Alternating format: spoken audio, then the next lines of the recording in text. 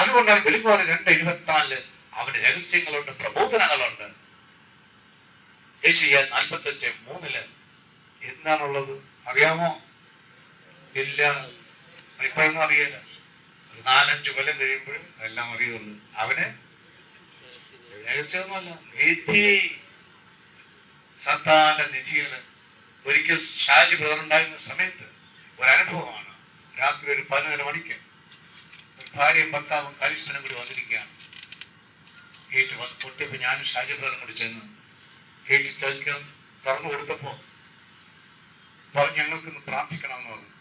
അപ്പോ ആത്മാവ് പ്രേരിപ്പിക്കുന്നതുകൊണ്ട് വേഗം തുറന്നു കൊടുത്ത് കൊണ്ടുവന്ന അകത്ത് കൊണ്ടുവന്നപ്പോ ഭാര്യ ഒരു സിഖ് കാട്ടിയപ്പോലെ വസ്ത്രം ധരിച്ചിരിക്കുന്നു, നല്ല വെളുത്ത ക്ഷണിച്ചാണ്. ഭർത്താവ് ഒരു നേവിക്കാരന്റെ ഡ്രസ്സ് പോലെ കൊടുത്തിരിക്കുന്നു. കാര്യസ്ഥൻ ഒരു കൊണ്ട് കൊടുത്ത് വീടിയും വലിച്ചിരിക്കുന്നു. കാര്യസ്ഥനാണ്, പിന്നീട് കാര്യസ്ഥനാണ്. അവൻ അകത്തോട്ട് കയറി വന്ന് 3 കൂടി കൊണ്ടുവന്നു. കാര്യസ്ഥൻ എന്നോട് ചോദിക്കാൻ, എനിക്കൊരു കൊന്തതാന്ന്. നിങ്ങളാണെങ്കിൽ എന്ത് ചെയ്യും? കൊന്ത എടുത്തോളൂ. അയ്യോ, എന്ത് ഭക്തനാണ് നിങ്ങൾക്ക് ജ്ഞാനമുണ്ടെങ്കിൽ കൊടുക്കുക. അവൻ നല്ലോണം കുടിച്ചിട്ട് വന്നിരിക്കുകയാണ്. കണ്ടോ? യാക്കോബ് 2:10 എല്ലാ പ്രമാണങ്ങളും പാലിക്കുന്നുണ്ട്. ഒന്ന് തെറ്റിച്ചാൽ എല്ലാ പ്രമാണങ്ങളും തെറ്റിച്ചു. ഞാൻ ഷാജി കൂടി ബന്ധിച്ചു കഴിഞ്ഞപ്പോഴാണ് അവർക്ക് സുബോധം വന്നത്. മർക്കോസ് 5:15 കൃപയുള്ളതുകൊണ്ടാണ് ബന്ധിക്കുന്നത്. ആ ബന്ധന പ്രാർത്ഥന ഏതിന്റെ കൃപയാണ്? 1 യോഹന്നാൻ 3:8. വെറുതെ കയറി ബന്ധിച്ചാല് തിരിച്ചടി കൊള്ളും. അതുകൊണ്ടാണ് കൃപയിൽ വരണം. കേട്ടോ? വെറുതെ ചെന്നിട്ട് ബ്രദർ പറഞ്ഞിട്ടൊന്നും എടുത്ത് ബന്ധിക്കാൻ പോകരുത്. നിങ്ങൾ കൃപയിൽ വന്ന് ശക്തി പ്രാപിച്ച് അവനെ കീഴടക്കി. 1 യോഹന്നാൻ 4:4 നമ്മുടെ ഉള്ളിലാണ് പുറത്തുള്ളവനേക്കാളും ശക്തനാണ്. 1 യോഹന്നാൻ 2:14 വചനം നിങ്ങൾ നിലനിൽക്കുമ്പോൾ നിങ്ങൾ ശക്തനാണ്. കണ്ടോ? യോഹന്നാൻ 10:34-35 വചനം ആരുടെ അടുക്കിലോട്ട് വരുന്നു, അവരെ ദൈവങ്ങളെന്ന് വിളിക്കുന്നു. ഈശോ പറഞ്ഞല്ലേ, എന്നിൽ നിലനിന്ന എന്റെ വചനത്തിൽ നിലനിന്ന ഇഷ്ടമുള്ളത്. യോഹന്നാൻ 15:7. അപ്പൊ ചോദിച്ചാൽ കിട്ടുമോ? അവനെ ബന്ധിച്ചു കഴിഞ്ഞപ്പോ അവൾ പറയാണ്, ഞങ്ങൾ വന്നത് കൊച്ചിക്കായലിൽ ആത്മഹത്യ ചെയ്യാൻ വന്നാണ്. ഭർത്താവിനോട് പറയാണ്. അപ്പോഴാണ് അവനും സുബോധം വന്നത്. ഇവനെ ഇപ്പം നടക്കാൻ തുടങ്ങിയാണ്. കാരണം ഈ കാര്യസ്ഥൻ ഈ ഭർത്താവിനെ പ്രലോഭിച്ച് പല പാപത്തിലും പെടുത്തി. ധനം ആണ് പ്രധാന മോഹം. ഈ ധനമോഹമാണ് എല്ലാ തിന്മയുടെയും അടിസ്ഥാന കാരണം. 1 തിമോത്തി 6:9. അതുകൊണ്ടാണ് അനേകര് പല കെണിയിലും പല വിക്രയത്തിലും സകല പാപത്തിലും എല്ലാം ചെന്ന് വീഴുന്നത്. ഈ കാര്യസ്ഥന്റെ ധനമോഹം കൊണ്ട് ഇവൻ ഈ സഹോദരനെ വേറൊരു രജിസ്റ്റർ മാരേജ് കഴിക്കാൻ പ്ലാൻ ചെയ്തു.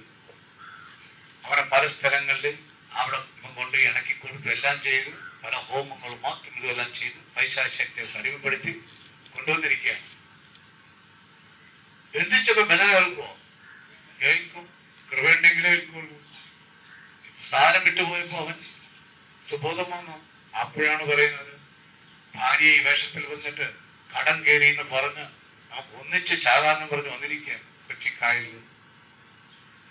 സാത്താൻ എന്താ ചെയ്യിക്കുന്നത്? ആദ്യം ആരെ ചാടിക്കും?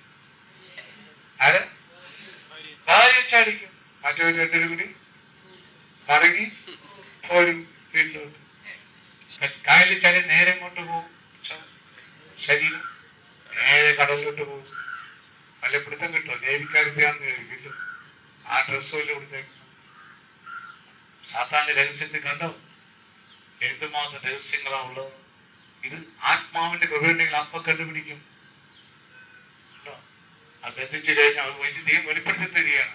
ഓരോരോ കാര്യങ്ങൾ എല്ലാം വചനത്തിൽ കൂടിയാണ് നിർവഹിക്കപ്പെടുന്നത്. അതാണ് പ്രഭാഷണം 42:15. അത് ചിലർക്ക് വചനം കൊടുക്കരുതെന്ന് പറയുന്നു. മത്തായി 7:6. സ്വീകരിക്കാത്തവർക്ക് കൊണ്ട് വചനം കൊടുക്കുമോ? അതൊക്കെ കിടന്ന് മോങ്ങും വന്നിട്ട് വീട്ടിൽ. കണ്ടോ? ആവശ്യമില്ലാത്തവർക്കുണ്ട്. കണ്ടോ? ആവശ്യമില്ല ഒരാൾ ദൈവം വിളിക്കുന്ന സമയത്ത് വരുവുള്ളൂ. നിങ്ങളെല്ലാം അങ്ങനെയല്ലേ വന്നത്? നേരത്തെ പിടിച്ചു കെട്ടിക്കൊണ്ടുവന്ന വരുമായിരുന്നു. പലരും ഉണ്ടല്ലോ, പലരും വരുമായിരുന്നു. ഇല്ല, വിളിച്ച വരുവാ. പിടിച്ച് കെട്ടിക്കൊണ്ടുവന്നവരും. കർത്താവ് കുക്കിട്ടപ്പോഴോ പീഡനം ദുരിതം. സംഗീതം 119:71 വാക്യം, ദുരിതമാണ്, ദുരിതം എനിക്ക് ഉപകാരപ്രദമായി. ആ ദുരിതം നന്നില്ലായിരുന്നെങ്കിലോ ഈശ്വരനെ കിട്ടും.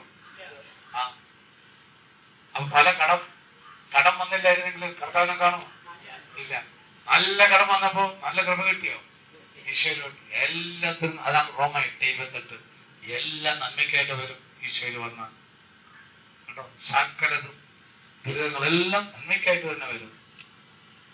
സംഗീതത്തിൽ പറയുന്ന പോലെ, ഞാൻ ആദ്യം വായിച്ച സംഗീതം 84, സൈന്യങ്ങളെ കർത്താവേ അങ്ങയുടെ വാസസ്ഥലം എത്ര മനോഹരം, എത്ര മനോഹരമാണ് നിങ്ങൾ ഇനിയുള്ള ജീവിതം. ഇത്രയും കാലം കഴിഞ്ഞ് എല്ലാം പോയി. ഇതിനെപ്പറ്റി ഓർക്കുവാ ഇല്ല. യെശയ്യാ 65:17 വാക്യത്തിന് 25 വേണം. ഇനി പ്രായമുള്ളവർക്ക് വൈദ്യുതി തുള്ളിച്ചാലും നടക്കും. കർത്താവ് വന്നാല് പ്രയാസങ്ങളുണ്ടാവുമോ? ഇല്ല. എല്ലാം കുഞ്ഞുങ്ങളെ പോലെയായി മാറും. മത്തായി 18:3 കുഞ്ഞുങ്ങളെ കണ്ടിട്ടുണ്ടോ? ഇല്ല.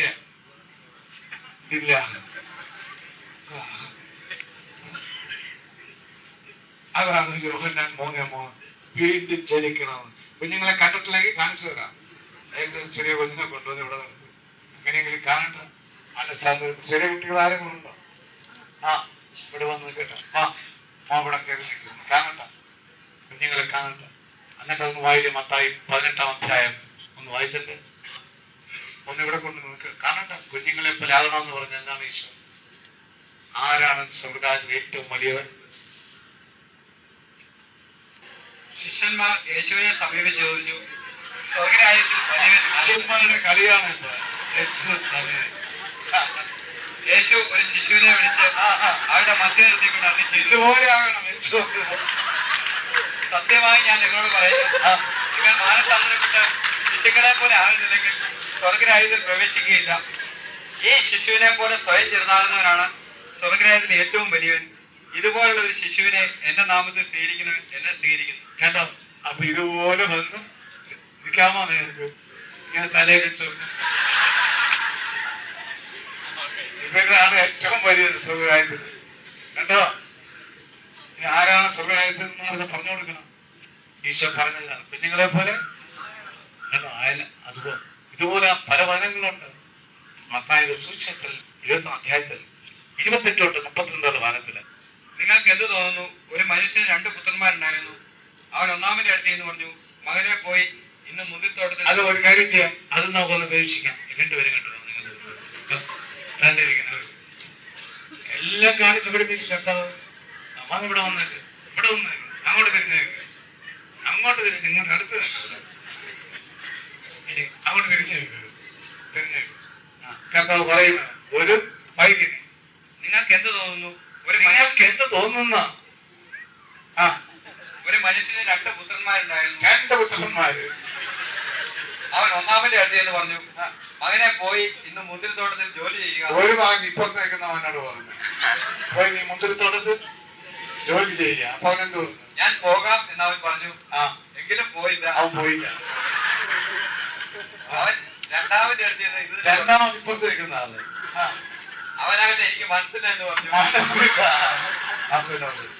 എങ്കിലും പിന്നീട് പശ്ചാത്തപിച്ച് അവൻ പോയി. അവൻ പശ്ചാത്തപിച്ച് പോയി. ഈ 2 പേരിൽ ആരാണ് പിതാവിന്റെ ഇഷ്ടം നിറവേറ്റിയത്? ഈ 2 പേരിൽ ആരാണ് പിതാവിന്റെ ഇഷ്ടം നിറവേറ്റത്? നിങ്ങൾ ഇപ്പുറത്തേക്കുന്ന അപ്പുറത്തേക്കുന്ന. അവർ പറഞ്ഞു രണ്ടാമൻ. യേശു പറഞ്ഞു, സത്യമായി ഞാൻ നിങ്ങളോട് പറയുന്നു, ചുങ്കക്കാരും വേശ്യകളുമായി നിങ്ങൾക്ക് മുമ്പേ സ്വർഗ്ഗരാജ്യത്തിൽ പ്രവേശിക്കാം. എന്നാൽ യോഹന്നാൻ നീതിയുടെ മാർഗത്തിലൂടെ നിങ്ങളെ സമീപിച്ചു, നിങ്ങൾ അവനിൽ വിശ്വസിച്ചില്ല. എന്നാൽ ചുങ്കക്കാരും വേശ്യകളും അവനിൽ വിശ്വസിച്ചു.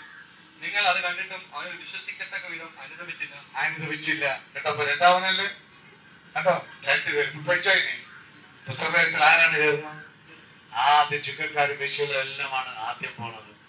അതുകൊണ്ടാണ് പാപമില്ലെന്നവൻ പറയുന്നത്, വ്യാജം പറയുന്നത് 1 യോഹന്നാൻ 1:5-10 വേണം.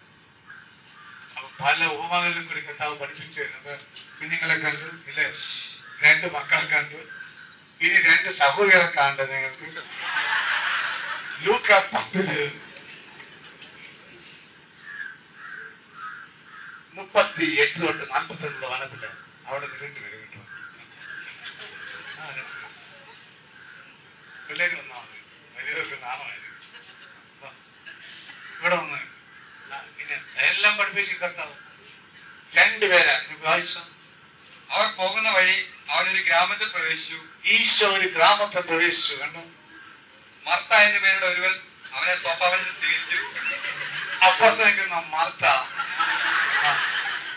പിന്നെ അവൾക്ക് മറിയം എന്ന പേരെ ഒരു സഹോദരി ഉണ്ടായിരുന്നു. ആ സഹോദരി മറിയം, 2 സഹോദരികളാണ്. ഇപ്പുറത്തേക്കുന്ന മറിയം.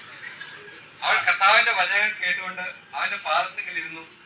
മർത്തയായിട്ട് പലവിധ ശുശ്രൂഷകളിൽ മുഴുകി വ്യഗ്രചിത്തയായിരുന്നു. മർത്ത പലതരത്തിലുള്ള ശുശ്രൂഷ, പലഹാരം ഉണ്ടാക്കാനും അടുത്ത വീട്ടിൽ പോയി വർത്തമാനം പറയാനും എല്ലാം അവളുമാകട്ടെ കർത്താവിന്റെ വാദം കേട്ടിരുന്നു.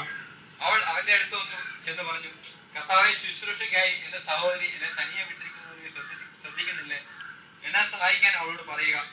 കർത്താവ് അവളോട് പറഞ്ഞു, മർത്ത മർത്ത, നീ പലതിനെ കുറിച്ചും ഉത്കണ്ഠാകുലയും അസ്വസ്ഥയുമായിരിക്കും. കേട്ടോ, പലതിനെ കുറിച്ച് ഉത്കണ്ഠാകുന്നു, അസ്വസ്ഥയും. യോഹന്നാൻ 14:1 നിന്റെ ഹൃദയം അസ്വസ്ഥമാകേണ്ട, നീ എന്നിലും എന്നെ അയച്ച പിതാവിലും വിശ്വസിക്കും. പിന്നെ ഒന്ന് മാത്രമേ ആവശ്യമുള്ളൂ. ഒന്ന് മാത്രമേ ആവശ്യമുള്ളൂ. മറിയം നല്ല ഭാഗം തിരഞ്ഞെടുത്തിരിക്കുന്നു. മറിയം നല്ല ഭാഗം തിരഞ്ഞെടുത്തു. അത് അവളിൽ നിന്ന് എടുക്കപ്പെടുകയില്ല. അവളിൽ നിന്ന് എടുക്കപ്പെടുകയില്ല. അപ്പൊ നിങ്ങൾ ആരാകണം? മറിയമാണോ മർത്തയാണോ? ഓരെല്ലാം പഠിച്ചുകൊണ്ടിരിക്കുകയാണ്. അപ്പൊ ഇതിന് മറന്നു പോകുമോ? ഇനി മറിയം മർത്തയാണോ? അപ്പൊ കുഞ്ഞുങ്ങളെ പോലായത് ആദ്യം ചെറുതായിട്ട് വരുന്നത് ആരാണെന്ന് കണ്ടില്ലേ? എല്ലാത്തിനും മനം. ഏത് മകനാണ് അനുസരണമുള്ളത്?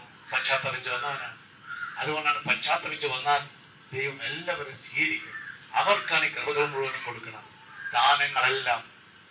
അതുകൊണ്ടാണ് പത്രോസ് തന്നെ പറയുന്നത്, 2 പത്രോസ് 3:8-9 നമ്മളോടെല്ലാം ദീർഘക്ഷമ കാണിക്കുന്ന മാത്രം ദൈവം 1000 വർഷം ഒരു ദിവസം പോലെയാണ് ദൈവത്തിന്. നമ്മളോടെല്ലാം ദീർഘക്ഷമ കാണിക്കുകയാണ്.